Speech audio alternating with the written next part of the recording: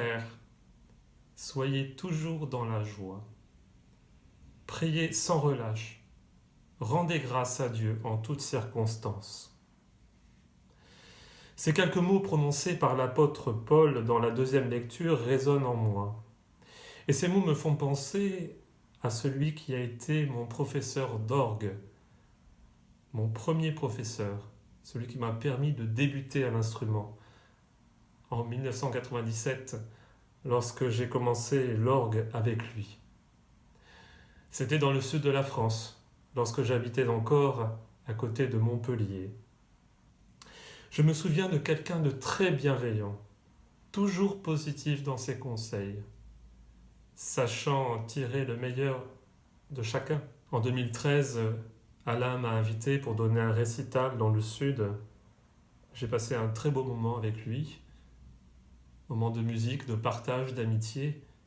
Nous avions l'habitude de nous retrouver pour dîner ensemble, voilà, pour partager un peu tout ce qui faisait nos joies respectives. Alain ne me le disait pas, il était très pudique, mais il était gravement malade. Si bien qu'il est décédé en 2015. J'avoue que cela a été difficile pour moi, ça a été un choc, d'autant plus qu'il ne s'est jamais plaint. Et je ne m'y attendais pas du tout.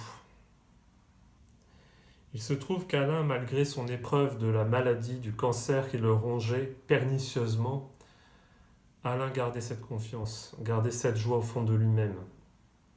Une joie qui, malgré les épreuves, permet toujours d'être dans l'espérance et de voir toujours le meilleur à venir.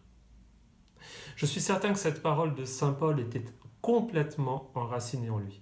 Il la vivait. Soyez toujours dans la joie. Priez sans relâche. Rendez grâce à Dieu en toutes circonstances, y compris dans les moments difficiles, y compris dans la maladie. Il était dans l'espérance. Chers amis, il est question de joie en ce 3e dimanche de l'Avent. À la suite d'Isaïe et de saint Paul, nous sommes invités nous-mêmes à goûter cette joie. Une joie parfaite, nous dirait Jésus. Une joie véritable. Oh, il ne s'agit pas d'un vague sentiment, d'un bonheur passager, éphémère, comme une satisfaction de gagner aux cartes, satisfaction d'avoir réussi quelque chose. Non, la joie parfaite peut même être là dans les moments difficiles, dans les crises que nous traversons. La joie parfaite, c'est accueillir le don de Dieu. Cette joie, c'est un fruit de l'esprit. C'est une joie durable que rien ne peut détruire, ni la mort, ni la maladie, ni les épreuves, ni les crises. La vie d'Alain est pour moi un témoignage, car j'y vois un signe du royaume.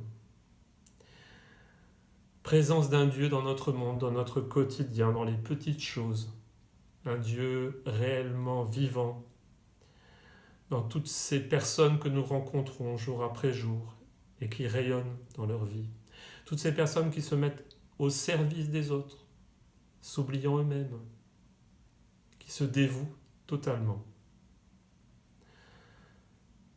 Lorsque le soir je me prépare à aller dormir, je fais une révision de la journée et je pense à toutes les personnes que j'ai rencontrées qui ont été comme autant de signes du royaume, des personnes souvent discrètes.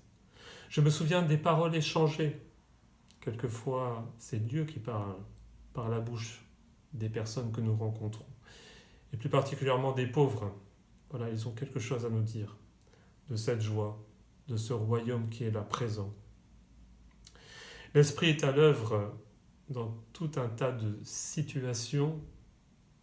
Il est à l'œuvre, je pense, dans ce témoignage d'Alain, témoignage de joie malgré la maladie. Il est à l'œuvre, je suis sûr, dans toutes les personnes qui œuvrent au service des autres. Et cela est une source d'action de grâce, un merci, et c'est une source de joie. Pour conclure ce temps de méditation, je vous propose de reprendre une très belle prière de confiance et d'abandon. Cette prière, c'est la prière de Jésus, que le Christ adresse à son Père lorsqu'il est sur la croix, souffrant. Cette parole est la sienne, Père, entre tes mains je remets mon esprit. Cette parole peut être la nôtre en ce jour de la joie. Faisons confiance à Dieu. Mon Père, je m'abandonne à toi. Fais de moi ce qu'il te plaira.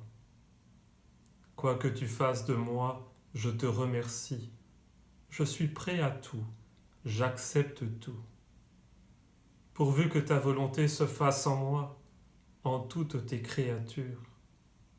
Je ne désire rien d'autre, mon Dieu. Je remets mon âme entre tes mains. Je te la donne, mon Dieu, avec tout l'amour de mon cœur, parce que je t'aime, et que ce m'est un besoin d'amour de me donner, de me remettre entre tes mains, sans mesure, avec une infinie confiance, car tu es mon Père.